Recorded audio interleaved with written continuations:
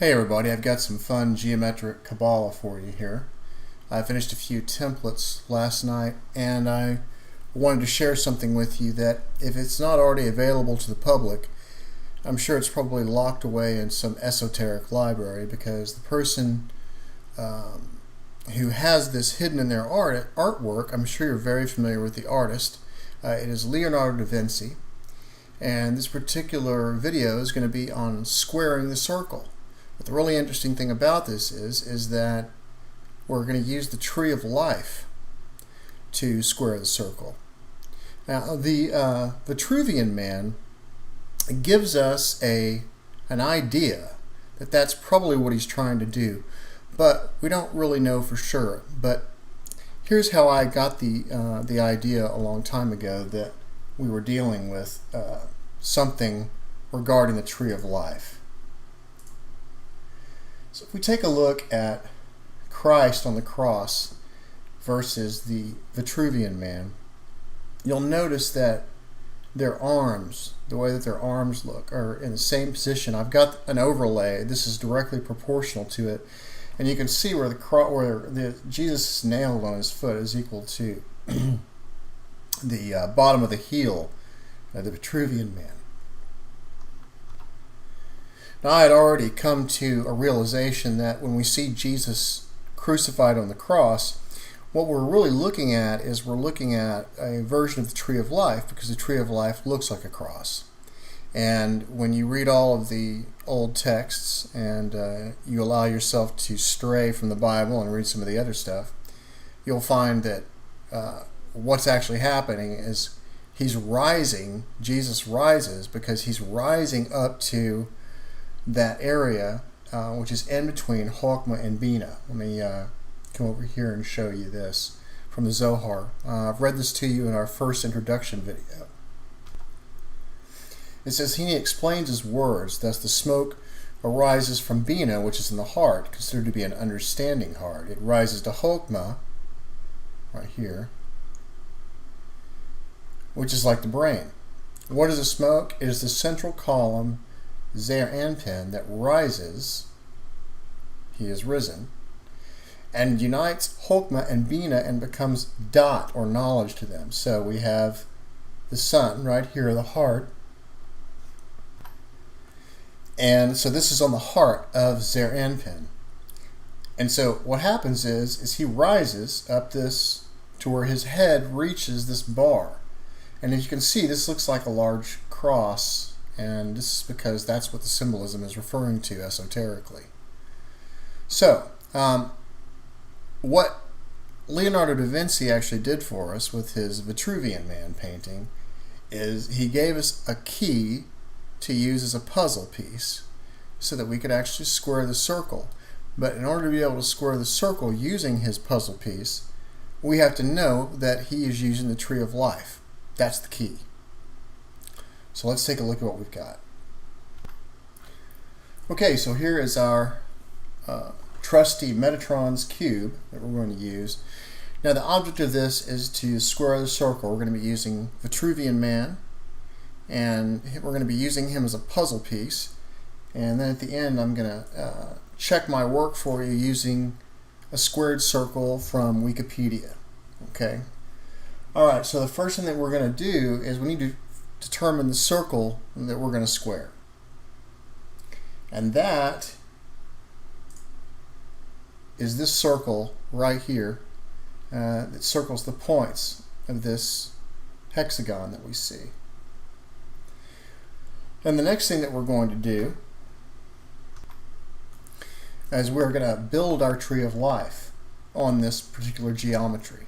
Okay, so if you remember what I showed you in the last video, we're just going to scale in half the size of this large Metatron's cube, and we're going to do it in the upper place here, the lower, and the middle. And if you notice, all these little small circles show up, and what that allows us to do is it allows us to find the sephiroths that we're actually going to put on there, and we can remove those here in just a second.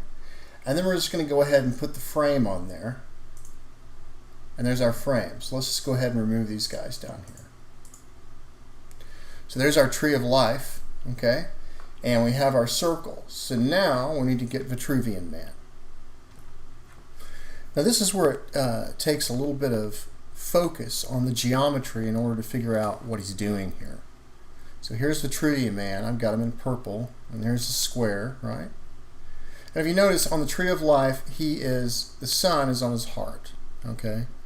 And if you look where his arms are placed, and you can see that they follow the geometry. Let's just take these guys off right here real quick. That's the same geometry that you see when I showed you Christ on the cross. He's reaching both his arms up to reach the center points of these circles here, okay? And so if we turn this back on again, and also if you take a look, there's certain geometry on here. One thing you really should pay attention to is his square, okay? And the reason why this is important is because if we fade this guy, the square out down, you'll notice that the lines on the hexagon here, that all that's really happened is his square extends down. It's not larger, it's not smaller than the hexagon. On both sides, that line simply extends down. And that kind of gives us a clue that what we're looking at is something that's going to slide up and down on those two bars, which is what this is actually doing, sliding up and down, okay? All right. So if you remember from the Zohar, the purpose of Zer Anpin is to rise up the tree of life. And that's what we've got to do here. So if we take Vitruvian Man with our tree of life built with the geometry that we see, and we're just going to let him rise up the tree here real quick.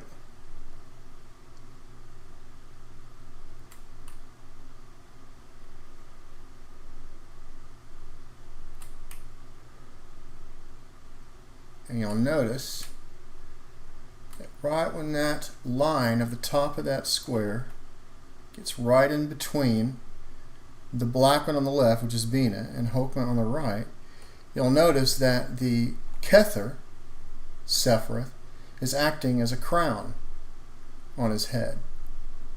And also you'll notice that his arms are stretched out and resting on top of the upside down triangle. But what you'll even notice more than that is that if we take this stuff off,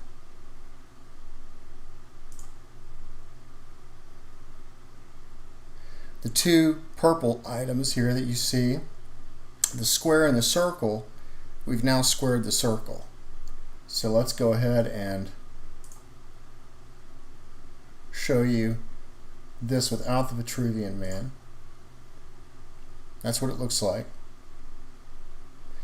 And then to check our work, we'll use from Wikipedia their version of the squared circle, which is this.